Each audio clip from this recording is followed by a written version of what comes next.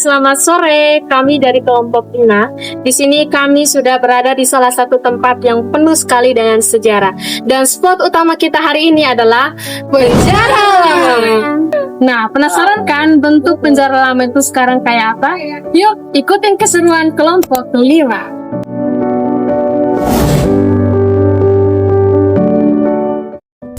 Sesampainya kami di Jalan Percetakan Cendana nomor 6, kawasan Fontaine, suasana sepi langsung menyambut kami.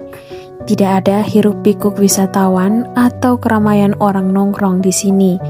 Ya, penjara lama Kota Kupang ini memang bukan tempat wisata biasa, melainkan saksi bisu sejarah yang perlahan mulai terlupakan.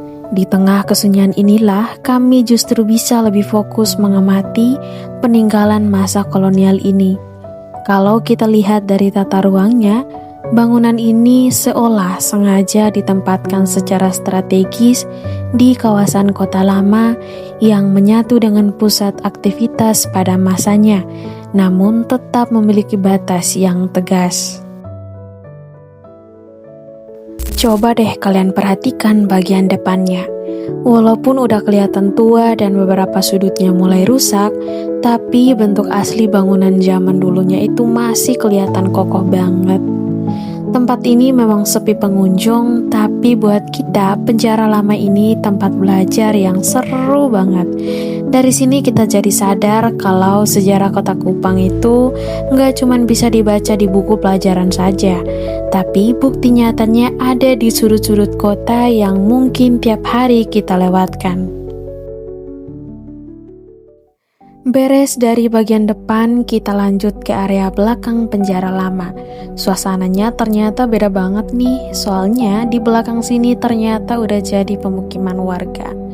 Nah, pastinya sebelum mulai rekam-rekam, kita permisi dan minta izin dulu. Syukurnya setelah dijelaskan kalau kita ada tugas kuliah, warga di sini ramah banget dan ngebolehin kita untuk ambil video. Di sini kita menemukan fakta yang menarik banget nih. Rumah yang ditinggali warga ini ternyata bangunan asli penjaranya. Kalau kita perhatikan tipologi atau bentuk bangunannya, yang direnovasi warga itu cuman atapnya aja. Sisanya kayak ketebalan dinding sama pintu kayunya itu masih asli bawaan dari dulu. Kerennya lagi, kita dapat izin spesial buat masuk dan merekam bagian dalamnya langsung.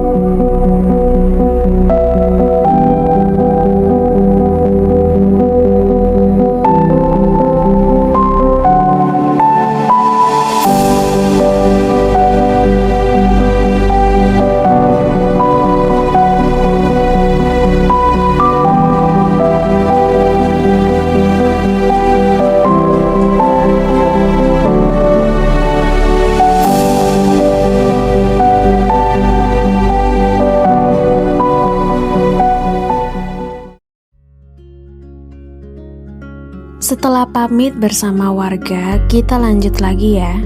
Sekarang kita pindah ke bagian belakang bangunan utama penjara lama. Sebelum kita bahas tuntas bagian depan dan masuk ke dalamnya, kita mau fokus lihat bagaimana kondisi tata ruang sama tembok belakangnya dulu nih. Yuk kita lihat detailnya bareng-bareng.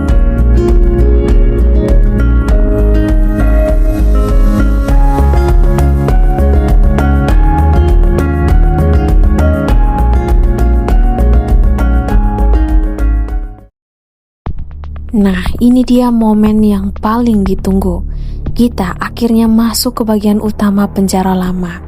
Pas ngelewatin pintunya, suasananya langsung beda banget. Sepi, hening. Kalau dari luar saja fasadnya itu kelihatan rapuh, ternyata di dalamnya itu jauh lebih hancur.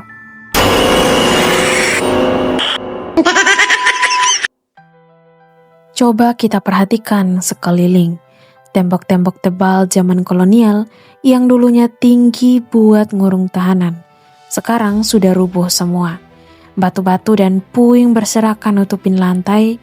Tempat ini kayak benar-benar dibiarin gitu aja dan gak pernah dibersihkan atau disentuh lagi. Dan saat kami mencoba masuk di tengah reruntuhan ini, hawanya tuh kerasa dingin banget. Bangunan yang hancur ini otomatis bikin kami langsung membayangkan bagaimana keadaan masa lalu pada waktu itu. Di antara sisa-sisa tembok dan ruangan sempit ini, kebayang gak sih gimana kebebasan orang-orang dirampas paksa pada zaman dulu? Nah, pasti kalian pada penasaran kan sebenarnya penjara lama ini dibangun tahun berapa sih? Nah, disinilah serunya mengulik sejarah lokal. Walaupun gak ada catatan angka pasti, tapi peninggalan ini diyakini sudah mulai dibangun sejak zaman VOC sekitar abad ke-17. Kebayangkan umurnya udah ratusan tahun. Dan kalau kita bahas soal tipologi bangunannya, ini tuh unik banget. Belanda waktu itu membangun penjara ini menggunakan batu karang yang dipahat kotak-kotak, lalu direkatkan pakai campuran pasir laut yang dicuci air tawar dan semen khusus khas Belanda.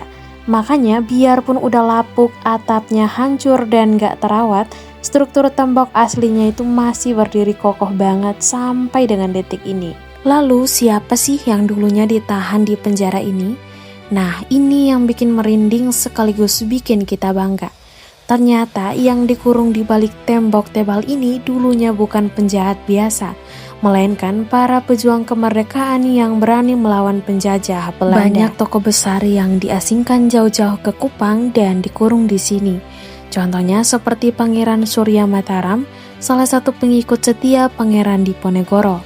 Ada juga pahlawan dari Bangka, yaitu Depati Amir dan adiknya.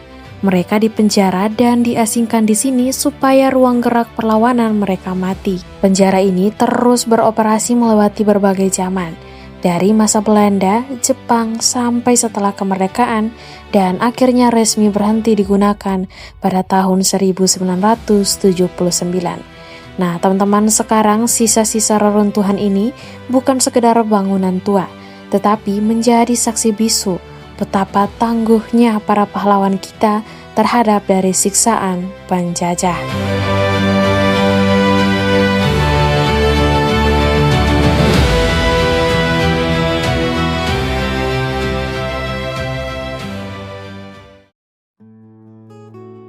Nah, teman-teman, tidak terasa ya kita sudah mengeksplor tempat ini, dan teman-teman bisa lihat sendiri bahwa bangunan ini makin hari makin laku dan masih ada yang terawat, bahkan ada juga yang tidak terawat. Oke semuanya, sekian dulu ya hasil observasi kelompok 5. Wow, ternyata seru banget ya, kita bisa langsung membedah sejarah dari arsitektur bangunan penjara lama di kota Kupang saat ini. Baik teman-teman, semoga video ini bermanfaat dan bikin kita peduli terhadap tempat bersejarah di kota kita sendiri. Kami dari kelompok 5 pamit undur diri. Bye. Kote opi suma.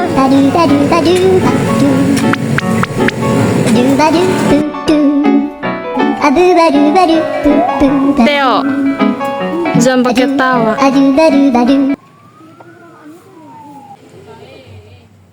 Zaman gila.